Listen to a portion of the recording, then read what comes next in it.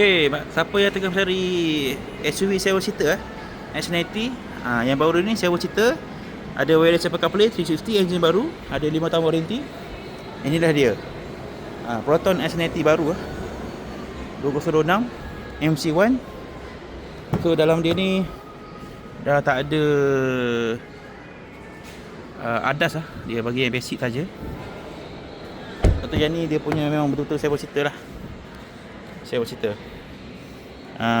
Memang luas. Harga pun dah turun banyak. Dah beza 30,000 dengan sebelum ni. Tak ada sunroof tapi ada aircon every row ada aircon So belakang dia so rim dia pakai rim 18 inci. Kayak GT control P10. Ni belakang dia S90. Pun tak ada power board. Manual So kalau korang rebahkan seat ni dia jadi 1000 liter. Kalau rebahkan yang tengah-tengah ni jadi 2000 liter. So memang luas dia punya dalam dia ni. Okay. Berminat tu boleh roger Okay.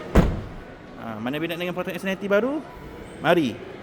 Mari roger abang Berminat boleh hantar dokumen IC license, payslip, bank statement dengan KWSP semua Berminat boleh hubungi saya 014 509 6070. Okay. Proton S90 7 seater.